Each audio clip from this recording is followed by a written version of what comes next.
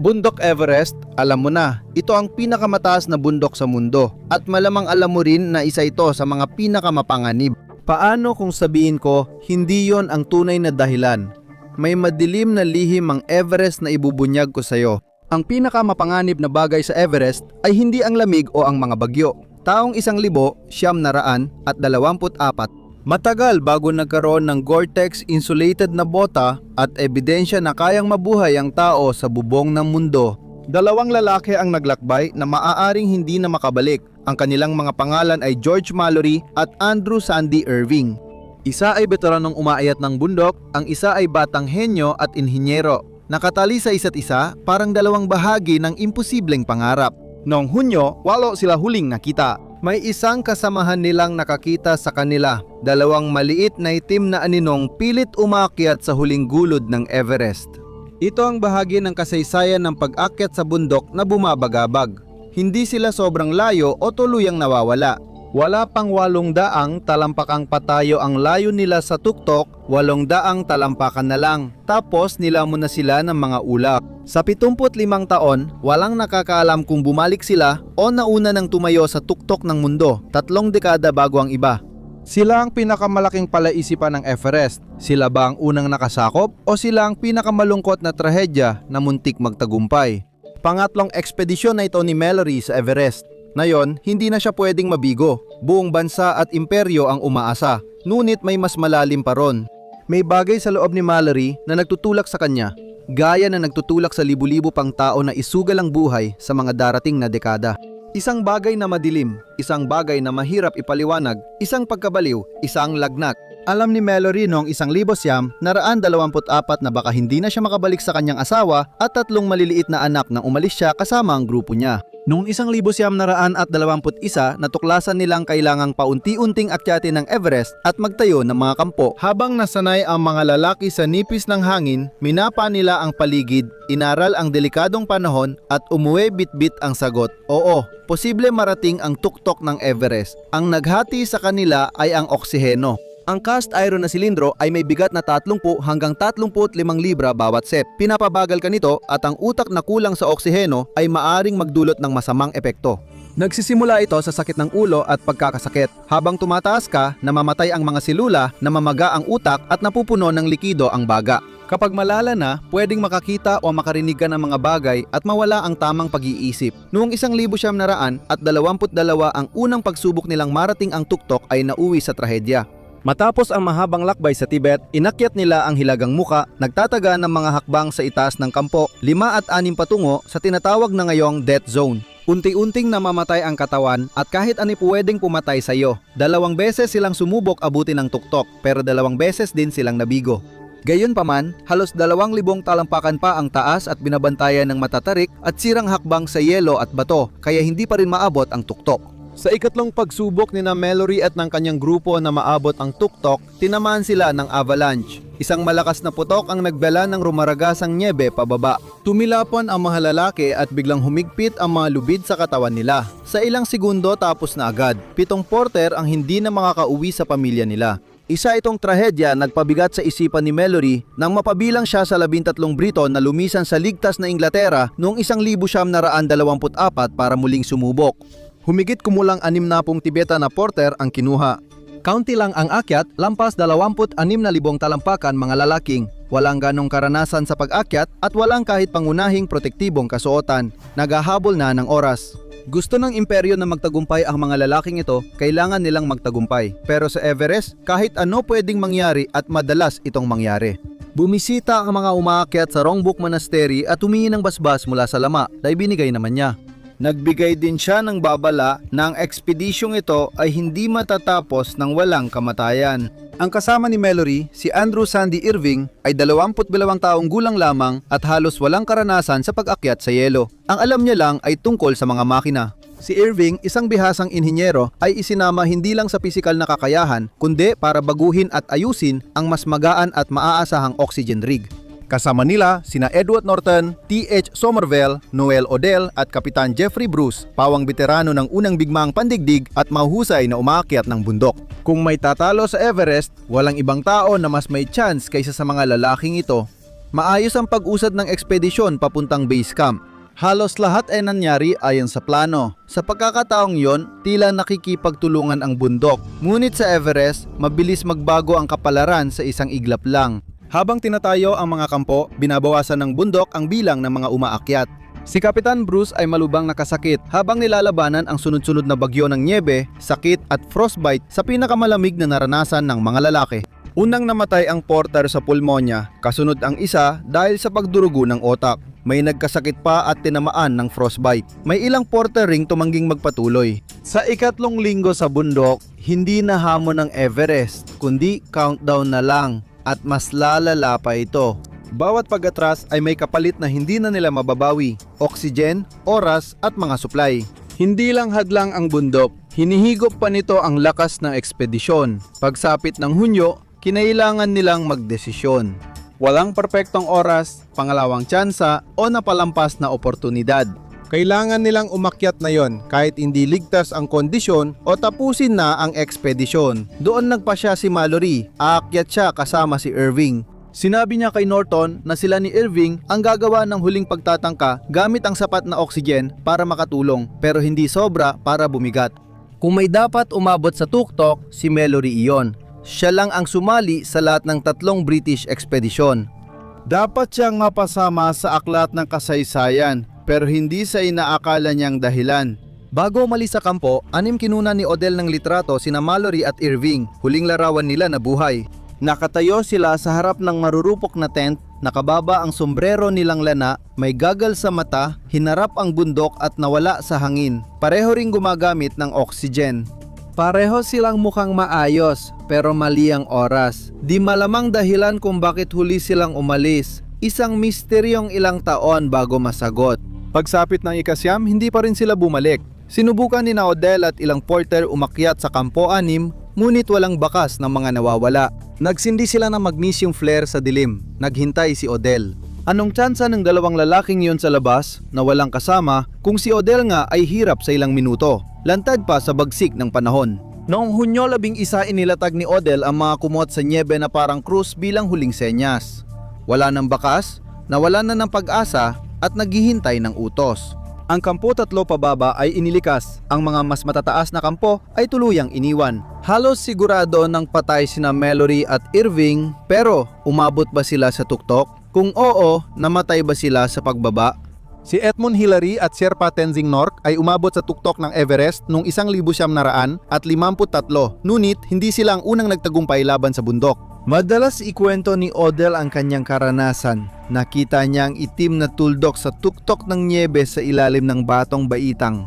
Isa pang tuldok ang lumitaw, sina Mallory at Irving. Agad silang nilamon ng ulap, malapit na sila pero kalaban ng oras. Maaring naabot na nila ang tuktok, ngunit malungkot na nakahandusay ang kanilang mga katawan sa bundok. Ang paghahanap sa kanila ang magpapatunay kung naabot nila ang rurok.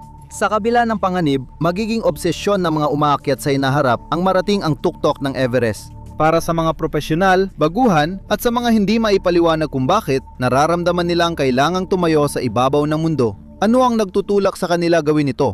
Paulit-ulit na sinubukan ng mga Briton abutin ang tuktok mula Tibet matapos ang ekspedisyon ni Mallory. Ngunit palaging nabigo sila hanggang sa opisyal na masakop ang Everest. Noong 1953 narating ni Norgay at Hillary ng New Zealand ang tuktok ng South Col route sa Nepal kasama ng ekspedisyong pinamunuan ng Briton.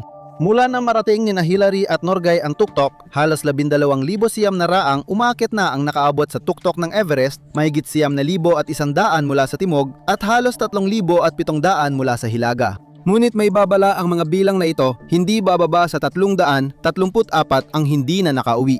Karamihan sa kanila ay namatay habang pababa, maliit na bilang, ngunit may madilim na katotohanan. Patuloy na umaakyat ang mga tao sa Everest at may namamatay pa rin na naiiwan ang mga katawan sa bundok. Kapag namatay ka ron, malamang ay dun ka na rin. 200 hanggang 300 na bangkay pa rin ang nasa bundok, nagyayelo sa paglipas ng panahon, isang babala na parang mga monumento ng katatagan, ng kawalang ingat o ng matinding kamalasan. Mayroong green boots, isang bangkay ng lalaki na nakayuko sa loob ng kuweba sa North Face, 1,000 at 100 talampakan mula sa tuktok. Isa siyang malagim na paalala na ang pag-akyat sa pinakamataas na bundok ay hindi libangan kundi obsesyon. Sa taas na iyon, halos imposibleng makuha ang bangkay. Pinakamamuti nang maitago ka sa paningin, parang natutulog na prinsesa. Si Frances Arsentif ang unang Amerikanang babae na nakaakyat sa Everest nang walang supplemental oxygen. Bumagsak siya habang pababa at nakita ng ibang umaakyat. Kinabukasan, nakaupo siya sa nyebe na may matinding frostbite at may mga grupong umaakyat na dumaan lang sa kanya. Si Arsentif ay dapat bumali, ngunit tulad ng iba na namatay sa Everest, ang matinding pagnanais na magtagumpay ang nagdilim sa kanyang isip. Kinabukasan, nandun pa rin siya. Isang grupo ang hindi nag-atubiling isuko ang kanilang sariling pagsubok na marating ang tuktok para subukang tulungan siya. Ngunit namatay siya sa parehong lugar, nakahiga sa kanyang tagiliran sa Southeast Ridge. Sumunod na ring naghanap ang kanyang asawa pero hindi na rin nakabalik. Daan-daan silang lalaki at babae ang naiwan sa nagyelong libingan, karamihan ay nasa death zone. Maraming namamatay sa Lhotse Face, isang delikadong yelong pader sa South Col na ruta. Maraming namamatay sa Hillary Step, isang matarik na 40 talampakang bato bago ang tuktok. Sa Everest, palaging bantad ang panganib ng kamatayan sa mga umaakyat. Taon-taon, marami pa ring bumabalik sa bundok, nagtatawanan at nagbibiruan sa base camp, nagkukwentuhan. Alam nilang hindi lahat makakauwi. Sa mga nakaraang taon, nagbago na ang Everest. Nawala ang hiwaga, tsak na ang mga ruta, kilala na ang panganib, nasukat, nagawan ng mapa at may presyo na. Ngunit ngayon lang ito, naging ganito kapanganib. Sa pagkakataong ito, hindi avalanches ang pumatay, hindi pagkahulog, hindi rin bigla ang pagdating ng bagyo, kundi trapiko. Noong Mayo 2011, nagkaroon ng bihirang perpektong panahon sa ibabaw ng Everest. Asul ang langit, mahina ang hangin, kondisyong matagal hinintay ng mga umaakyat kaya't gusto ng lahat na marating ang tuktok.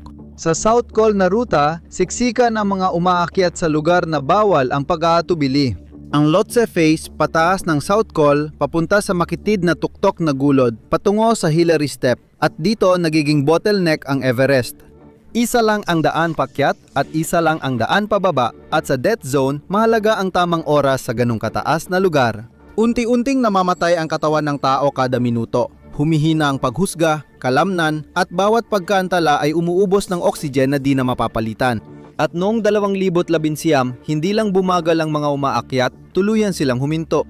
Ang mga litrato mula sa araw na yon ay nagpapakita ng isang linya ng mga tao na nakahanay sa tuktok ng bundok, 12-12 ng mga umaakyat na magkakatabi, naghihintay ng kanilang pagkakataon na akyatin ang huling ilang metro. May ilan na naghintay ng ilang oras sa itaas nila, ang tuktok ay nasa itaas nila, isang bangin na bumabagsak sa kawalan. Nakatayo silang nagyayelo run, gumagamit ng oxygen, naipit sa pangarap na binuhusan nila ng lahat. Hindi na lang ito ambisyon, negosyo na at naging industriya na ang Everest. Mahal ang permit at guided climb, umabot ng $10,000. May bayad din ng mga team ng Sherpa kada tagumpay sa tuktok. Nagkakalaban ang expedition company para sa kliyente at umaasa ang gobyerno sa kita sa permit. Ang pag-urong ay katumbas ng refund at kabiguan. Patuloy pa ring umaakyat ang mga tao kahit hindi na dapat. Sa season na yon, 11 ang namatay na climber. Karamihan ay hindi nahulog o natabunan ng nyebe. Naubusan lang sila ng oxygen, bumagsak dahil sa sobrang pagod, umupo at hindi na muling nakatayo.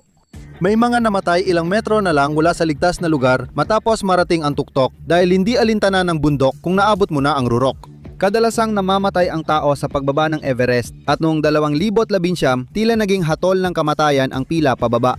Isang siglo matapos maglaho si Mallory sa mga ulap, nananatiling aktibo ang parehong puwersa. Ang presyur na magpatuloy, hindi na lang humahatak ng obsesyon ng Everest, ginagantimpalaan na rin ito. At ngayon, dito na natin mararating ang pinakamadilim na ideya na hinahabol ng mga tao ang tuktok. Ano man ang mangyari, kahit pa ang ibig sabihin nito ay lampasan ang mga na-stranded at iwan silang mamatay. Si David Sharp, isang Britong mountaineer, ay bihasa at hindi nagbabayad ng libu-libong dolyar para itulak siya paakyat ng mga Sherpa. Ang $6,200 na binayaran niya noong 2006 ay halos pinakamura na para sa pag-akyat sa Everest. Plano niyang umakyat mag-isa sa tuktok. Hindi naging hadlang ang nawalang mga daliri sa paa, bagkus ay lalo pa siyang naging determinado.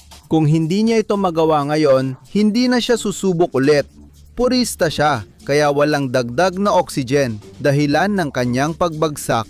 Naabot niya ang tuktok pero tulad ng marami bago sa kanya, hindi na sapat ang natira sa kanya para makababa pa. Nakita siya ng maraming umaakyat, nakayuko sa loob ng yungib ni Green Boots at halos hindi gumagalaw. Sa araw na yon, marami ring dumaan sa kanya. May nagtanong sa kanya, nagpapahinga ba siya, patay na ba siya, pero nagpatuloy silang umakyat, narating ang tuktok at nadaanan ulit siya pagbaba makalipas ang ilang oras. Si David ay nanatili roon buong magdamag, nagyayelo ang kanyang katawan at ang kanyang utak ay nauubusan ng oxygen. Nandun pa rin si David, buhay pa, na may dumaan na grupo ng mga umakyat kinabukasan ng maaga at kaya pa niyang magsalita. Ang pangalan ko ay David Sharp. Kasama ko ng Asian Trekking at gusto ko lang matulog. At kaya natulog siya at hindi na muling nagising. Paano kung may talagang tumigil at nag-alok ng tulong nung una siyang nakita? Mabubuhay kaya siya? Marami sa nadaanan sa bundok ay hindi na kayang iligtas, walang malay, malubha ang frostbite at unti-unting bumibigay ang katawan sa Everest. Hindi mo kayang buhatin ng iba kahit subukan mo, nalalagay ka sa panganib. Pwede kang magbigay ng oxygen, ayusin ng mask o tulungan ng isang taong umupo o tumayo pero sa sobrang taas, kahit simpleng gawain ay pwedeng ikamatay. Iligtas mo ako, ang huling salita ni Shreya Shaklorfin, Nepalese-Canadian na namatay sa Everest noong 2012. Hindi siya naiipit sa traffic tulad ng mga umakyat noong 2019. Naitulak siya paakyat ng Everest dahil sa mga inaasahan na di niya kayang abutin. Ibinunyag ng kanyang pagkamatay ang isa pang bagay, kung paano umaabot ang presyon na marating ang tuktok sa mga taong hindi naman talaga handang naroon. Nabot niya ang tuktok, ngunit nang bumaba sa South Col na ruta, nagsimula siyang manghina. Gumasto siya ng malaking halaga at ayon sa ulat, umabot ito ng halos $100,000, lahat-lahat na. Hindi siya sanay umakyat kaya tinawag na iba na turista. Sabi pa nila, hindi siya bagay doon. Sinabi ng pinuno ng kumpanya na huwag subukang abutin ng tuktok ng bundok sa araw na iyon. Binalaan siya na kulang ang lakas niya. Pagkamatay niya, naging usap-usapan sa mundo ng pamumundok kung may sapat ba siyang bottled oxygen para makababa. Hindi lang ambisyon kundi, pati pressure at inasahan ang nagtulak sa kanya paakyat. Ang paghahangad ng katayuan ang nagtulak kina Mallory at Irving sa death zone na huli na sa araw. May nagtulak sa kanila mula sa loob ang pagnanais masabing nagawa ko at nauna. Kung nakarating man sila sa tuktok, tiyak na ang sagot ay nasa mga katawan. 1,999 ang Mallory at Irving Research Expedition ay patuloy na umaakyat sa bundok. Gumagabay sa kanila ang mga datos, pagkakatuklas ng oxygen canister mula noong dekada 20, isang ice axe at ulat ng mga Chinese na umaakyat. Na nakita raw ang patay na Ingles noon pang dekada 60 at 70 sa ibabaw ng yelo. Natagpuan nila siya sa halos 26,800 talampakan. Ang kanyang katawan ay maayos na napanatili ng lamig, tinuka ng mga ibon at ang kanyang balat ay namuti. Isang kayamanang puno ng mga pahiwatig sa palaisipan kung minsan nga ba siyang nakatayo sa tuktok ng bundok, suot ang kamisetang may pangalang G. Mallory. Nakatago ang kanyang goggles sa bulsa, senyales na siya ay nahulog habang bumababa sa kumukupas na liwanag o dilim. Ibig sabihin, maaring bumababa na siya ng bundok matapos marating ang tuktok. Natagpuan siya malayo sa ibaba ng gulod, mas mababa pa sa huling lokasyon ni Mallory at Irving na nakita ni Odell na malakas pang kumikilos. Ayon sa ebidensya, nagkaroon ng nakamamatay na pagkahulog habang pababa. Hiram ni Mallory kay Somerville ang Kodak Vest pocket camera na binanggit ni Irving sa kanyang tala sa kampo. Hindi ito nakita sa katawan ni Mallory, kaya malamang kay Irving ito. Kung sino man sa kanila ang nakaabot sa tuktok, halos tiyak na kumuha sana sila ng litrato. Kahit dekada nang nasa yelo, maaari pa rin mabasa ang film para mabuksan ang misteryo. Kailangan lang hanapin si Irving at ang kamera, pero posible kayang may naglipat o kumuha ng kamera. Bakit hindi siya malapit kay Mallory? Nakakabit pa rin ang lubid kay Mallory, hudyat ng pagbagsak habang nakatali kay Irving. May matinding tama siya sa noo, ngunit tila hindi naman nakamamatay. May bali siya sa binti, bali ang mga tadyang, dislokadong siko at mga pasa. Pagod, giniginaw, hirap makakita at hirap na hirap siya. Maaaring bumagsak siya sa niebe, pero namatay ba talaga siya? Nang alam niyang nagawa niya ang imposible, naniniwala ang anak ni Mallory na oo. Ibinunyag niya na laging may litrato ng asawang si Ruth ang kanyang ama. Sa bawat akyat, nakatago ito sa kanyang bulsa at planong ilagay sa tuktok. Nang makita ang kanyang katawan, wala nang litrato, pero buo ang damit at gamit niya. Kung di niya narating ang tuktok, malamang nasa kanya pa rin ang litrato. Matagal matapos makarating sa tuktok, tinanong si Su Jing, ikalawang pinuno ng ekspedisyon ng Kina tungkol kina Mallory at Irving. Inamin niyang pababa siya noon sa first step na makita ang patay na lalaking nakatihaya.